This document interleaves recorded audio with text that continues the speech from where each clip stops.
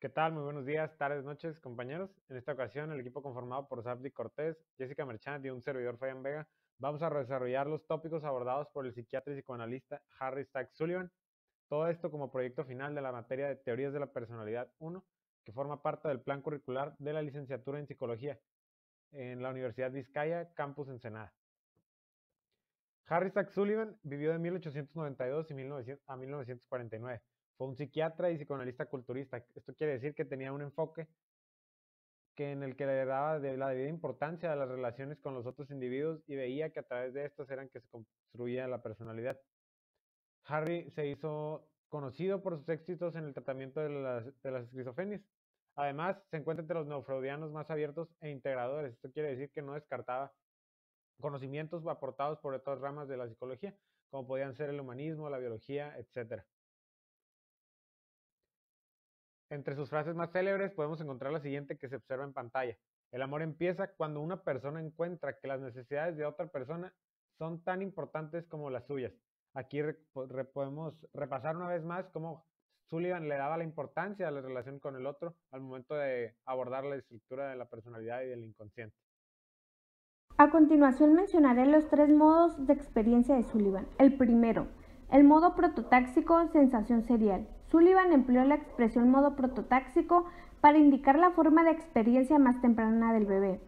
Durante los primeros meses de vida, el mundo del infante está compuesto por una corriente de experiencia sensorial sin orden ni regularidad. En el modo prototáxico, cada experiencia sensorial está aislada y descoordinada de las experiencias sensoriales. El segundo, el modo paratáxico sensación secuenciada. El modo paratáxico de la experiencia empieza a surgir cuando el bebé comienza a percibir una conexión temporal entre los eventos.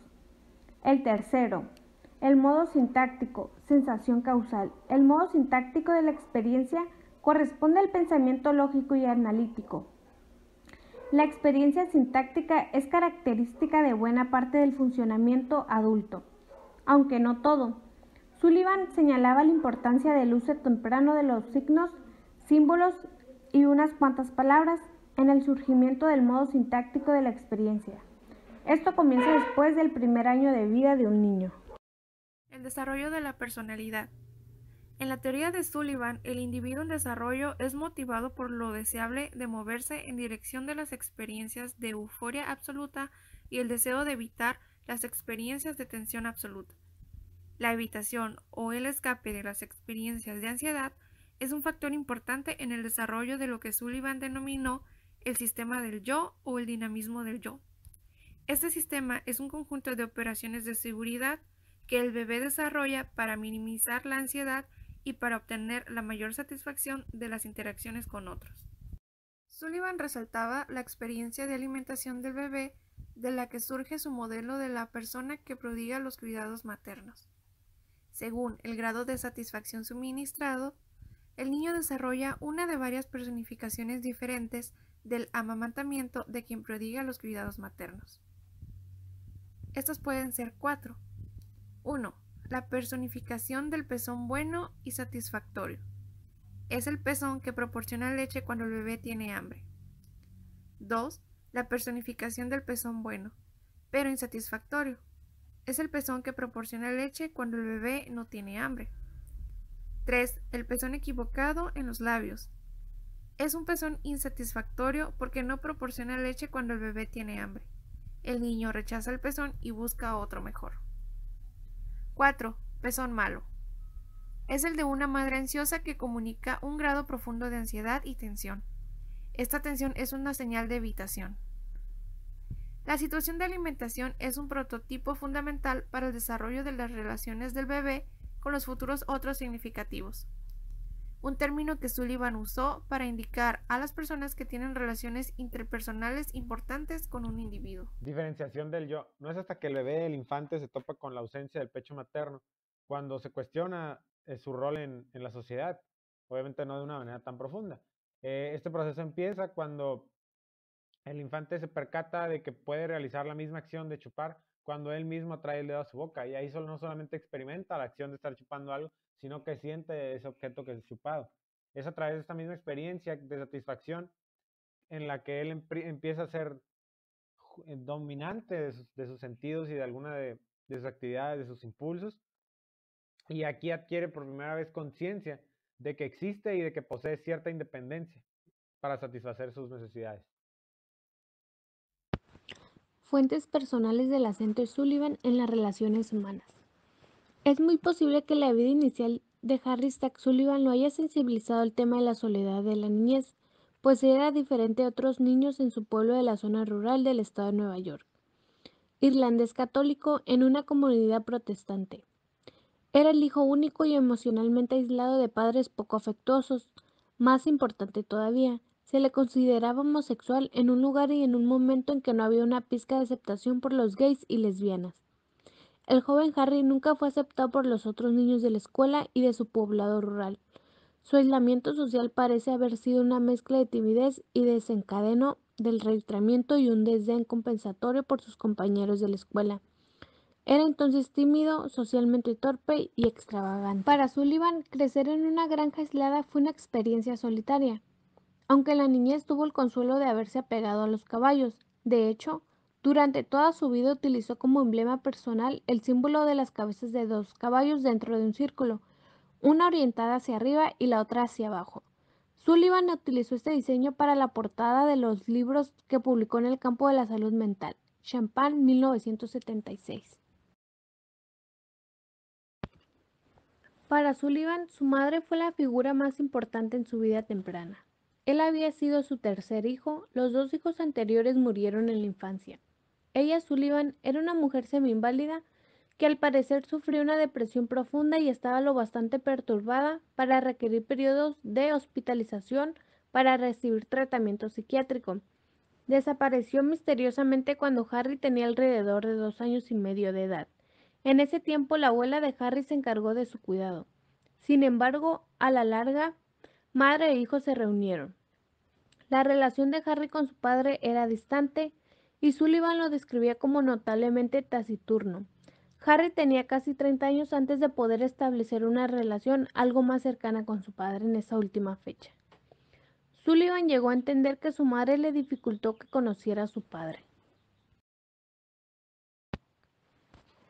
En 1930, Sullivan se mudó a la ciudad de Nueva York, donde inició una exitosa práctica psiquiátrica privada. Durante este periodo recibió lo que quizás fue su primer psicoanálisis con Clara Thompson, una estudiante de Sandor Ferenczi, un reconocido analista freudiano. Sullivan se unió al movimiento psicoanalista, pero no aceptó la teoría y práctica freudiana clásica. Su enfoque preferido resaltaba factores interpersonales. También defendía la integración interdisciplinaria de ideas de las ciencias sociales. Ayudó a fundar en Nueva York la Fundación William A. Witt de orientación interpersonal, en honor de quien había sido hasta ese momento un seguidor influyente de las alternativas al psicoanálisis freudiano clásico en Nueva York. Sullivan designó un pabellón para proporcionar a los pacientes esquizofrénicos una sociedad correctiva masculina preadolescente. Eligió solo ayudantes varones y les enseñó el arte de relacionarse con los pacientes. Concluyó que la esquizofrenia tenía sus orígenes en relaciones interpersonales malsanas. Alrededor de 80% de los pacientes del pabellón mostraron una mejoría considerable. Los pacientes podrían haber mejorado porque existía un alto nivel de interacción con el personal. Recibían mucha atención, se les trataba con sensibilidad y con la expectativa de que mejorarían, lo cual era muy distinto al trato indiferente y con bajas expectativas que solían recibir los pacientes esquizofrénicos en los escenarios hospitalarios. El paciente era tratado como un colaborador que conocía sus problemas mejor que el psiquiatra. El acento de Sullivan en la continuidad de los procesos mentales, de la normalidad a la psicosis, lo llevó a hacer una afirmación filosófica memorable sobre las semejanzas humanas. Todos y todos son sencillamente mucho más humanos que cualquier otra cosa, más parecidos a cualquier otro que diferentes. En un inicio, esta breve declaración fue denominada por Sullivan el teorema de la identidad de la especie, aunque más tarde la llamó el postulado de un género. Personificaciones del yo. Sullivan proponía que el infante, a través de la relación con la progenitora, con la madre, puede ser capaz de identificar una pauta en sus conductas, de manera que se va construyendo su personalidad y va adquiriendo estructura su mente, su psique. En primera instancia tenemos la personificación del yo bueno, que son todas aquellas conductas que el bebé reconoce como positivas, ya que recibe elogios, aplausos, ternura o algún tipo de recompensa por ese tipo de actividades. Por contrario, tenemos su antónimo, su contraparte, que es la personificación del yo malo, que son todas aquellas actividades, conductas, hábitos por las que el bebé, por parte de la progenitora, detecta tensión o detecta estrés. Por último, tenemos la personificación del no yo, que es toda esa rama o cúmulo de acciones de las cuales ni siquiera podemos adquirir conciencia de ellas. Simplemente se experimentan quizás en algún sueño, pero es la ventana más cercana que tenemos a poder asimilar ese tipo de conductas. Sistema del yo o dinamismo del yo. Es un sistema que es un conjunto de operaciones de seguridad. Sullivan eligió el término dinamismo para referirse a las pautas habituales de conducta como el sistema del yo, ya que lo consideraba un término que indica una observación neutral y objetiva. Para Sullivan, el estudio de la personalidad se basa en la comprensión de las transacciones de energía del organismo con el mundo de las cosas y de personas. Sullivan definió el dinamismo en términos psicológicos y biológicos. El concepto de dinamismo puede considerarse en términos psicológicos como una pauta habitual de reacción. Sullivan surgió que las variaciones menores en las pautas de reacción habitual eran relativamente poco importantes, con lo cual resaltó de nuevo su creencia fundamental de que todos somos simplemente mucho más que cualquier otra cosa. La única función del sistema del yo es ayudar al bebé a reducir la ansiedad, primero con la persona que prodiga los cuidados maternos y más tarde como adulto con todos los otros significativos. Por desgracia, el sistema del yo también incorpora algunas características problemáticas, puesto que es el producto de la censura y el elogio de los padres. Personifica los estándares prevalecientes en la cultura que moldeó a los padres. Por tanto, el sistema del yo funciona para examinar el repertorio de posibles conductas del niño y enfocar la atención en un número menor de las que son aceptables socialmente. Entonces, el sistema del yo restringe la atención solo en aquellos aspectos de la vida que generan elogio y culpa y trata de perpetuar solo las experiencias que tengan menos probabilidad de generar ansiedad. En este sentido, el sistema del yo es un impedimento para el crecimiento. El sistema del yo impide tener conciencia de todas las experiencias e impulsos que no son relevantes para la aprobación o desaprobación de los padres. Las experiencias que generaron aprobación de los padres se vuelven parte del yo bueno. Los que obtuvieron desaprobación se vuelven parte del yo malo. Las experiencias que generaron grandes dosis de desaprobación u oposición intensa se disocian de las personalidades y se relegan al no yo. El sistema del yo es un filtro selectivo que restringe la atención y en consecuencia el crecimiento de la personalidad a las valoraciones reflejadas de otros. Sullivan llamó a Personificaciones este del yo tú. proceso de Para filtro Sullivan, falta la de meta de la atención psiquiatría siempre selectiva. fue muy clara. Sabía que se debía dedicar a estudiar los fenómenos que ocurrían en situaciones interpersonales, es decir, en contacto con un otro. Para profundizar en este tópico, en esta propuesta, él utiliza el ejemplo de una pareja, de un matrimonio, un esposo y una esposa, y de cómo estos se pueden conceptualizar el uno al otro. De aquí utiliza como recurso a 8 tipos de sujetos, tratándose de los dos mismos individuos. En primera instancia tenemos lo que verdaderamente son tanto el esposo como la esposa, ahí vamos 2. Después tenemos la percepción que tiene el esposo de la esposa y viceversa, ahí ya llevamos 4. Sin embargo, en situaciones adversas tenemos una conceptualización totalmente opuesta. Ahí ya sumaríamos 6 sujetos, ya que serían los 2 que serían las percepciones, las 2 que serían las percepciones negativas y lo que verdaderamente son. Y en última instancia tenemos la percepción de la propio ser. Tanto el esposo se puede visualizar a sí mismo como la esposa a sí misma. Y es así como Sullivan ejemplifica este punto. Épocas del desarrollo, de la infancia a la adolescencia tardía. Sullivan dividió el curso del desarrollo de la personalidad en 6 épocas, cada una de las cuales se caracteriza por una cualidad distintiva de las relaciones interpersonales y por el funcionamiento en uno de 3 modos de experiencia.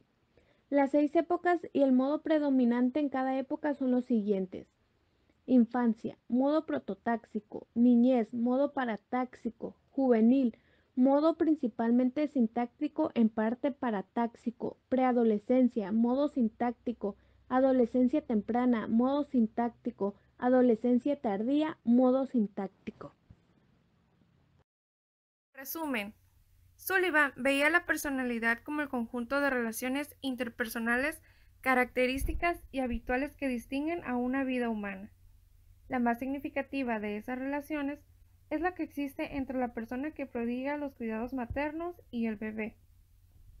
Las maneras en que la persona que prodiga los cuidados maternos responde a las conductas del niño dan forma a 3 personificaciones del yo: el yo bueno, el yo malo y el espeluznante no yo.